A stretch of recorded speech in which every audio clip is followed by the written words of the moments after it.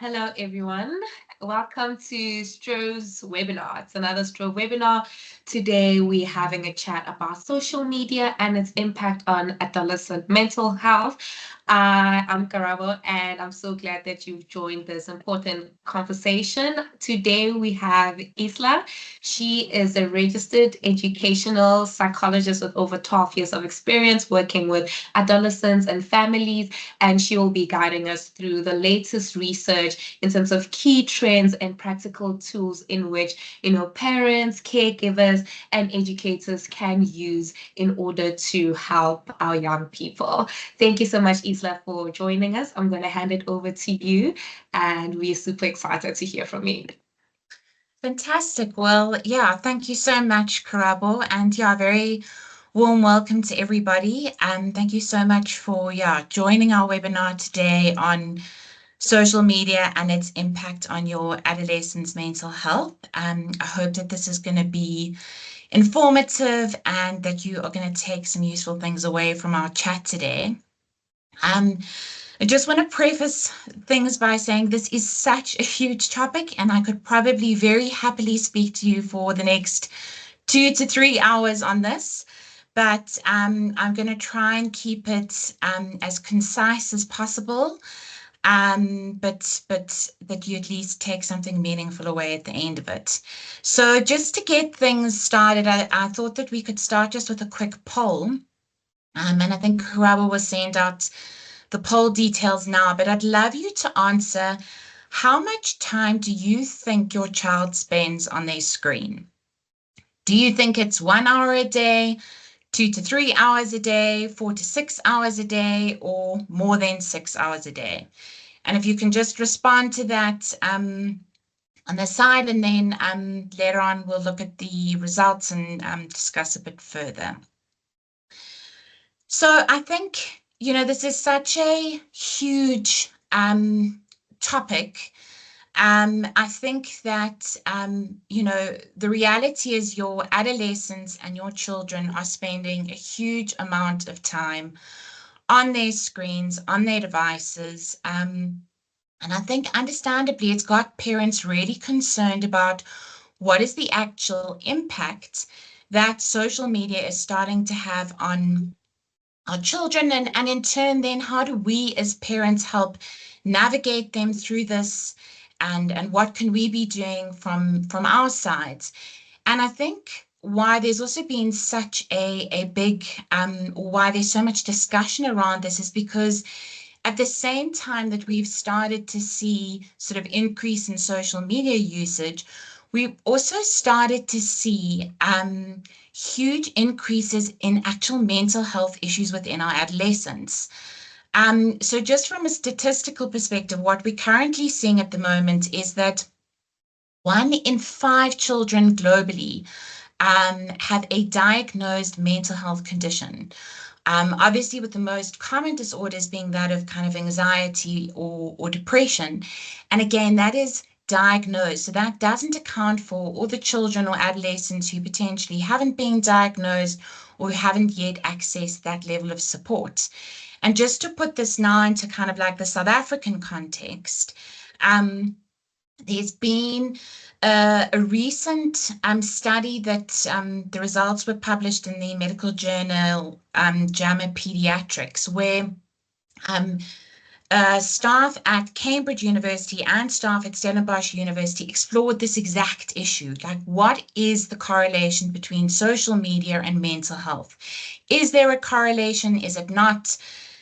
Is it not to the extent that we think it might be? And what the results indicated is that there is a slight yet meaningful positive link between anxiety and depression, and the time that they're spending on social media, but that it's actually not conclusive. We can't definitively say that social media is the reason behind a lot of the mental health issues that we're seeing in the youth at present. And actually, these findings are very indicative of a lot of the findings that we're seeing within the global context. So similar studies conducted in the USA and in the UK, and other countries around the world are coming up with very, very similar results and conclusions, that we cannot actually say social media is solely responsible for mental health issues. And I think just to kind of put that into context, it's because it's a little bit of like a chicken and an egg situation. We're not really clear whether it's unhealthy social media use that's leading to mental health problems, or whether it's actually because people with mental health problems tend to then use the social media too much or in unhealthy ways. So it creates difficulties being able to say, you know, yeah, where's the relationship here?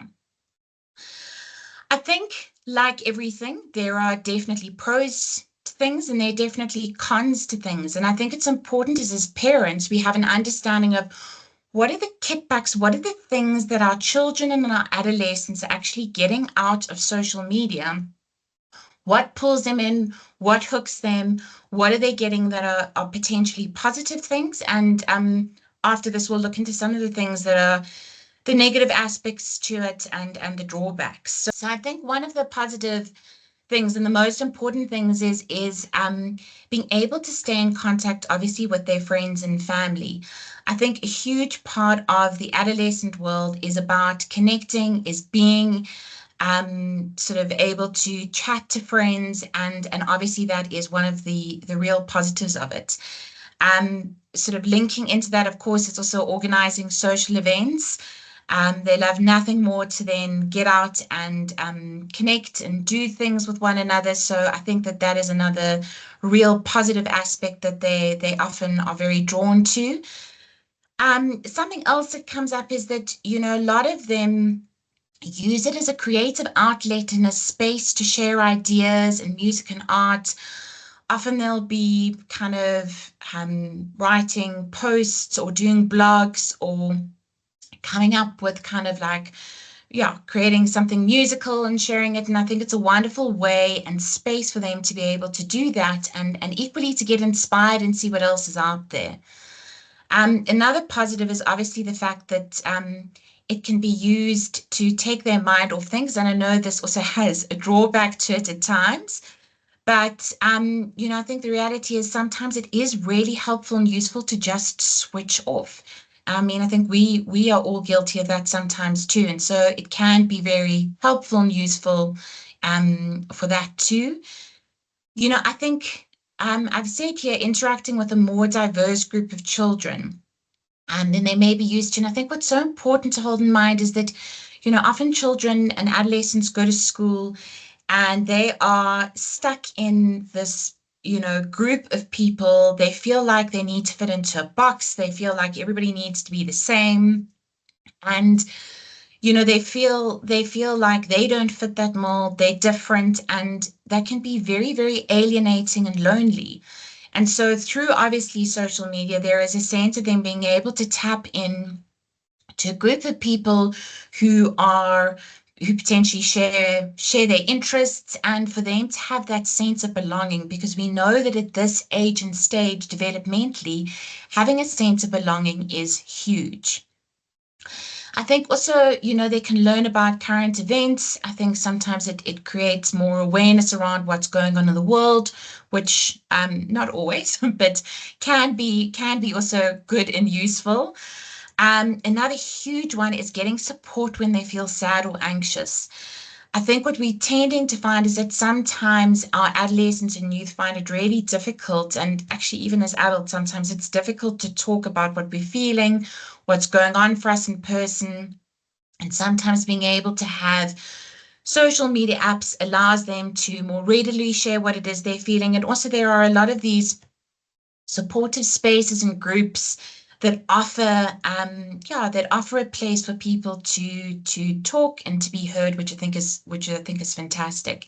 And then obviously for those sort of children and adolescents who are inclined, there's also it creates a wonderful opportunity to see what people are doing in terms of kind of like charity work or campaigns or nonprofits, and getting involved in that side of things.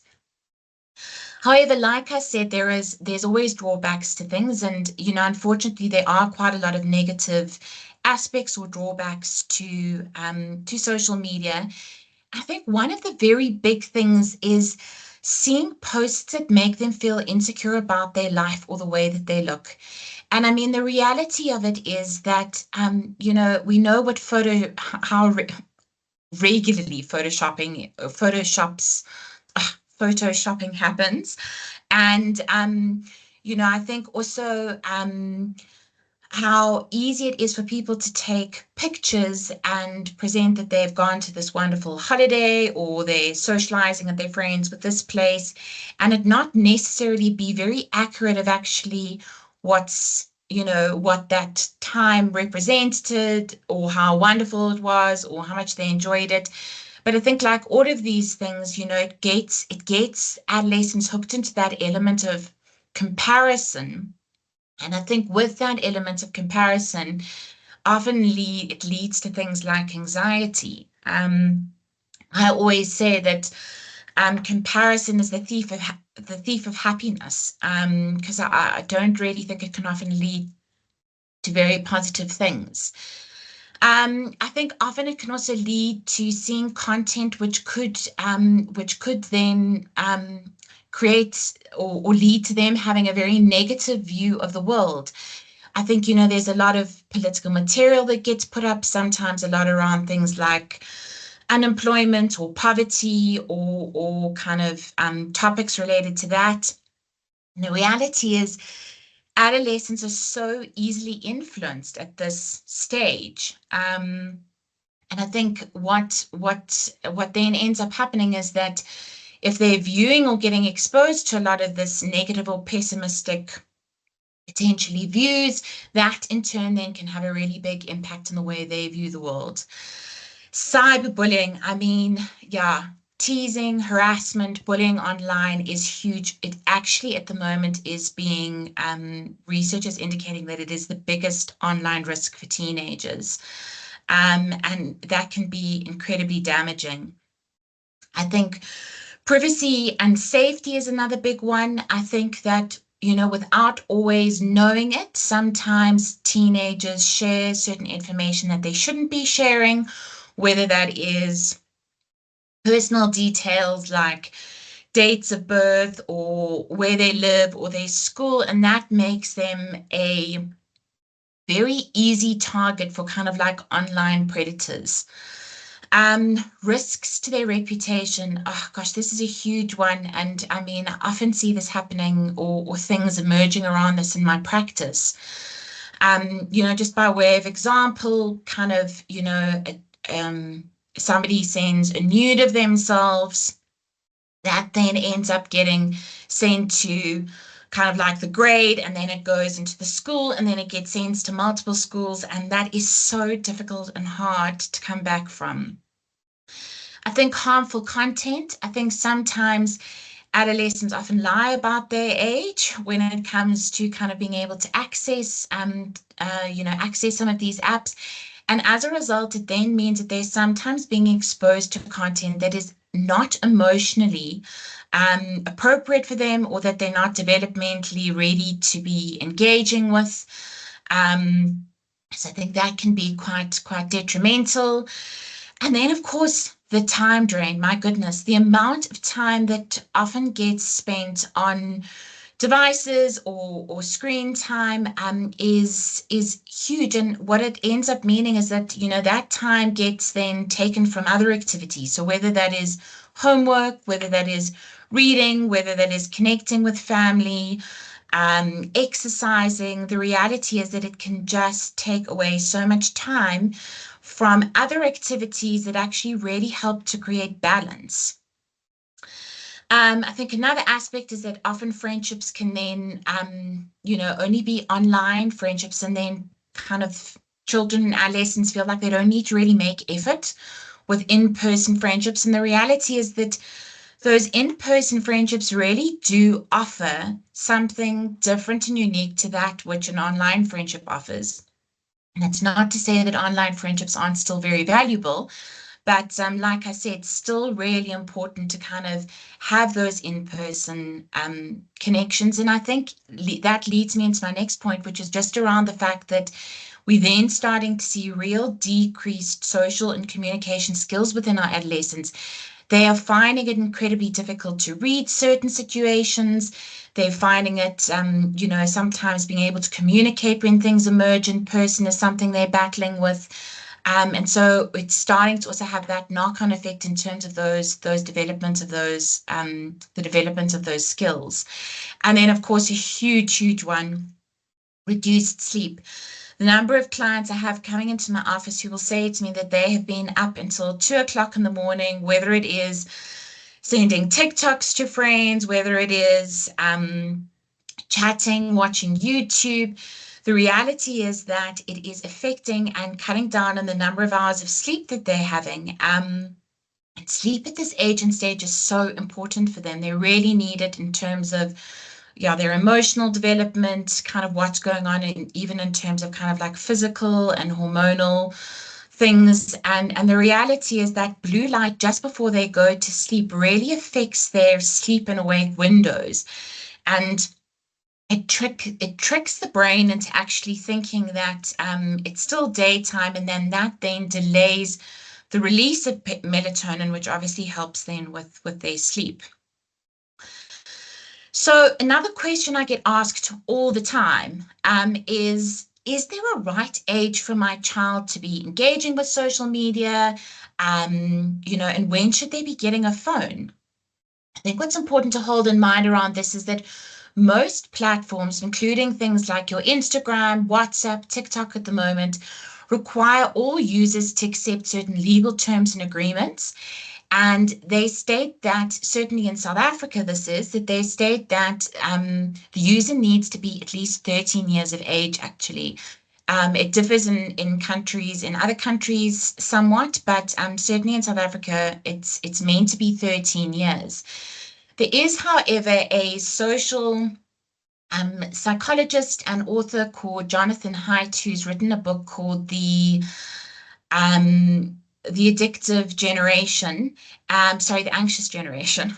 And what he has indicated is that he actually doesn't feel like children under the age of 16 should be having actually access to social media apps. He feels like they are not emotionally, developmentally ready for it.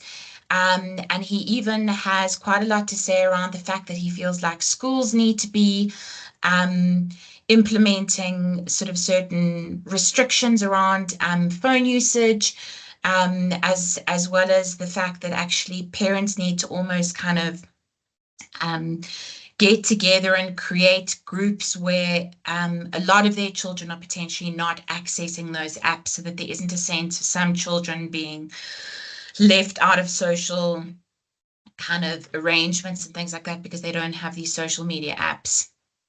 I think then following on from that in terms of kind of like when is an appropriate age to be getting a phone, I think it's really important to kind of perhaps potentially consider the following. I think it's really important for parents to take into account your child's maturity and their digital literacy. No two child is the same. And, I do think we need to look at kind of, where they are. I think also really important to think about, is there a specific need for a phone? Do they need a phone at this point? Potentially, yes. Maybe it might be due to logistical reasons or creating plans. But the reality is that I think important to think around, is there a need for it? And certainly Jonathan Haidt's kind of view on it is that, below the age of 13, children shouldn't really be having access to a smartphone. It should be more of kind of like a phone that just does phone calls and text messages. As they get into high school, maybe then there can be the introduction of a smartphone, and then obviously come 16 for them to then be able to get into social media. Also important to think around, how well does your child accept limitations in screen time? How are they responsible with their important belongings? And how open are they to actually learning and discussing topics around digital literacy? Do they feel like they know best and they're not really interested in listening to you? Or, are they willing to at least engage, have a discussion, hear what you might have to say about it? So I think a big thing is often, one's kind of saying there, well, what do I do as a parent? How do I even begin to navigate this? What should I be saying to them? What must I not be saying?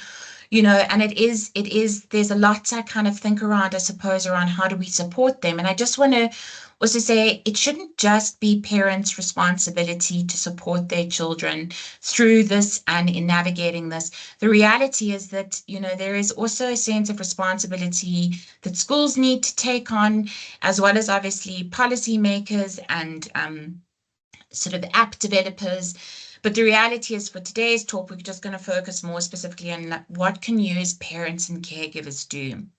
So I think what's super important around this is really important for you to know which social media platforms your child is using. I think have an understanding of, are they using TikTok, WhatsApp? Are they using YouTube? What are they using? I think understanding what these apps offer them, the kind of features that they have, I think provides you with an information and a way in to start having these discussions around social media. I think also really important to talk about their positive and their negative experiences of social media. So I think sometimes as parents, we rush in and we're like, oh, social media, it's this, it's that, it's terrible because of this, and that's a really negative aspect to it. And I think by doing that, we almost shut down the conversation from the outset, because I think then our adolescents and children just think that, we've already got a preconceived idea about it. We're not really interested in having a conversation with them. So I think being able to sort of show a genuine interest, like what are the apps that you're using? What do you like about them? What are the features that you're enjoying? What are some of the things that you potentially don't like? And it can start that communication, and that conversation can kind of develop and grow from there. I think another really important thing is to set the boundaries early. Ideally, it's best to set the boundaries before you even allow your child or your adolescent to have a phone. And by that, I kind of mean starting to give a sense of them that, the reality is children should not be sleeping with their phones in their rooms. I know they might say that they need it for an alarm clock, get them an old school alarm clock. I think the reality is that they don't have the impulse control to be able to manage kind of their engagement with it always. So being able to have things like potentially a communal charging station, and there's a set time limit that they're allowed, and at a certain time of night those devices need to put X is really important, and creating those expectations from the outset is incredibly helpful. I think leading into that is also this idea of, if you can decide on a strategy together, I think that really is the best way forward, because I think if you can kind of say to them, listen, we are thinking X and Y. What do you think? Do you think that's reasonable? Do you think that's not very reasonable? Perhaps we can meet halfway in the middle. What it goes to show is that you've listened to them, you've heard, you've taken their kind of like feelings into consideration. And if there's then buy-in from them, it's much easier to then actually implement those boundaries and hold them accountable. And I think also just something on that note is it's often easier to go in with slightly more stringent and kind of like rigid restrictions, and then ease up as they start to show kind of like a sense of responsibility, then starting off quite lax and then trying to put in sort of firmer boundaries. I think also being mindful of changes in emotions or behavior. I think the reality is that it's very important for you to be taking notice of slight changes. So whether that is, they suddenly, there are changes in their sleep patterns or their eating, or suddenly they're a lot more reclusive or quiet, or withdrawing from friends. Those are red flags that something is going on. It might not be indicative of the fact that it's linked to social media, but useful for you to just be on the lookout for those kinds of things. And at that point, start a conversation with them. Say, I've noticed X, Y, and Z. Are you okay? You might have a child who's just like, yes, absolutely fine, and doesn't really want to engage. You might have a child who does open up and says, well, actually, this is what's going on, and this is how I'm feeling. And if they don't choose to engage, just checking in with other adults who are in their life, and even just saying to them, I really am here to talk and listen. And if you don't feel like you can talk to me, maybe this adult or so and so might be someone that you could connect with. Helping them, I think, clean up their feed. So I think by clicking, unliking certain posts on their feeds, they start to obviously send information to the algorithms that feed the content onto their feeds that actually that's not something that they're particularly interested in. And by doing so, there's then a greater chance of them actually seeing more of the kind of content that makes them feel good, that is kind of like appropriate for them to be seeing. And so that can be something else that's quite helpful. If and when appropriate, use parental controls on your children's devices. And I'm going to chat in a little bit just around like what some of those controls are, but just being able for you as parents to kind of set limits in screen time or see what their usage is on certain platforms can be helpful too. I think also talking to children about the importance of maintaining those in-person friendships, like I've spoken about before, interactions in real life are really important, just as well as having those online connections. I think another thing is discussing what's appropriate to share on social media. I think we need them to really understand that everything online is permanent. Even if it is deleted, there is a link to it, there is a way of it being kind of resurrected. And so it is so important for them to think twice before they hit that enter button. And an acronym that often gets used is WWGS, which is what would grandma say? I mean, the reality is I'm sure most grandparents are not on social media, but the point is that it's starting to get them thinking around the idea of would they feel happy or comfortable with a parent or with a family member or somebody seeing what it is that they have posted, and sometimes that might just give them a sense of, oh, actually maybe this isn't a good idea to post. I think then also having open conversations about the appropriate ways to act online, um, you know, helping them understand like what is cyberbullying, helping them to recognize it, what can they do if they are being cyberbullied, all useful things to also kind of hold in mind. And then another really big thing is that I think as parents, it's really important that we model good phone and social media etiquette. I think very difficult for us to implement boundaries or enforce certain kind of like restrictions around things if we are doing the exact opposite because we come across as very hypocritical and yeah, and I think important for children to yeah, for us to take the lead on this as well.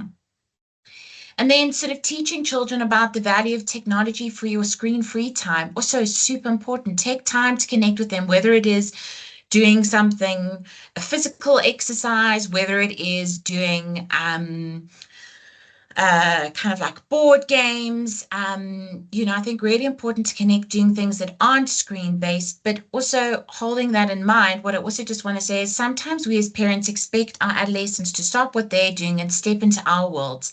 And I think what's important for us to remember is that sometimes we need to actually step into their worlds. So sometimes it is again about, like I said, having that conversation around like, oh, you're playing this specific game at the moment, or you're doing that, like, how does it work? Or would you like, I'd love to, if you've written a blog, I'd love to read what you've written if you feel comfortable sharing with it, sharing it with me. Those kinds of things are also really important. I think also introducing the concepts of scams, phishing, and predators so children know what it is and understand what information they should never be sharing. And again, that links into this idea of using privacy settings appropriately. So every single social media app has privacy settings. And so when your child downloads these apps, very important to also sit with them, go into those privacy settings and start clicking and putting things on, no sharing of this details, like you don't want to share geotags, you don't want to share locations, and kind of teaching them also about kind of putting those on appropriately. We don't have time today, but I have just included a link to a really eye-opening, in some ways quite chilling video of It's been done by a mother who works for a tech company, and they use artificial intelligence to identify certain predators and online pedophiles. And she poses as a 11-year-old girl, and within about a minute and a half, there is a predator who has made contact with the supposed 11-year-old. And it is just so scary at how quickly and easily your very innocent, naive child can get pulled into this. So yeah, I think also well worth a watch. Another question I often get asked is how much screen time is considered optimal? And I think obviously for different children and different ages, they're different times. But I think at the moment, what a lot of the research is saying, many suggest no screen time for babies under 2 years old, like except um, sort of calls with family. And I guess that's just because it has such a big impact on their brain development, which one wants to be so mindful of. And then I think when it comes to kind of toddlers, 2 to 5 years, kind of limiting that screen time to 1 hour per day or less, and preferably one wants to co-view that with a parent or a sibling. And then children and teenagers, actually, current research is saying that we really should be limiting their screen time to around 2 hours per day. Obviously, for teenagers, sometimes there's a lot of stuff that they need to do in terms of homework, but 2 hours per day, yeah, except for the homework. And then interestingly enough, for adults, also the recommendation is that we also shouldn't be spending more than 2 hours per day on non-work related things. Getting back to our poll, I can't see all the results that have come through. But I just wanted to give you kind of a statistic at this point, just around being able to say that globally, what we are seeing is that children are spending 6 hours and 58 minutes on their screens per day. That is what the global statistic is, which is frightening. And of that, almost 7 hours, 3 hours and 16 minutes has been spent in TV and videos, 1 hour and 46 minutes on gaming, and an hour and a half on social media. So, I mean, 6.5 hours on things that are either TVs, videos, gaming, or social media is alarming, and it's often a lot more than we think. I know I'm running out of time, so I'm sorry, I'm going to race through these last couple of slides. But if you are interested in implementing a parental control app, there's been a lot of research done, and as of 2025, the top parental control apps in South Africa are the following 7. Bark has been the one that is sort of thought of most highly at this point, but each of them offers something slightly different, and so useful for you to go through and have a look at those and see which ones might best fit your needs as a family. And then another thing, there are certain things called digital well-being tools, and these are essentially tools that often include screen time limits, bedtime settings, focus modes, and they can really help your child or your adolescent find balance between that online and that offline, kind of those online and offline activities. And I think in doing so, it gives them an element of responsibility and ownership of this this journey as well. And then, yeah, just to end off, these are a list of some other useful resources, some books, some podcasts, websites that might also offer some useful things for one to look at or read through. So at this point, are there any questions? I'm sorry, I know I have gone over a little bit, but I'm very happy to answer any questions anyone might have.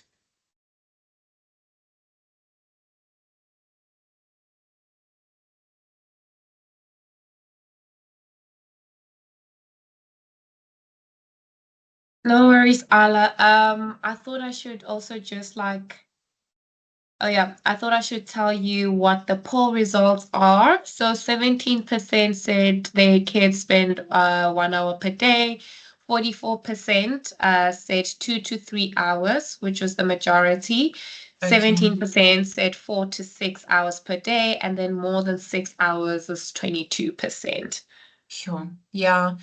So I think as I said, very interesting. I mean, that is the amount of time that they are spending on screens is enormous. And like I said, I think what's so interesting about it is just that when we actually do the breakdown of what are they doing during that time, they're not spending nearly as much time actually doing work or or kind of school-based activities in the way that we would think that they might be.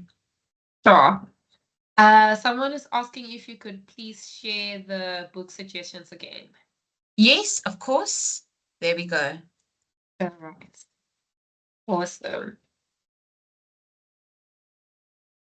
Yeah, are there any other questions that people have or might like to ask? I am not seeing any more in the chat right now. Okay.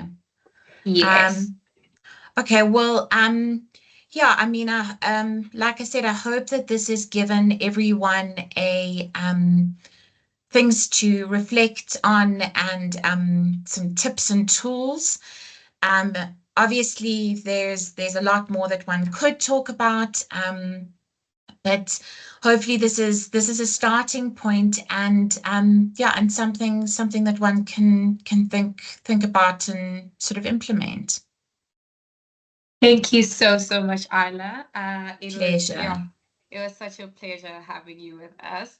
And yeah, for everyone who would like to, review the session and watch it again, it will be uploaded onto the Strove app. And yeah, we will see you guys on the next webinar. Thanks, everyone. Thanks so much. Bye.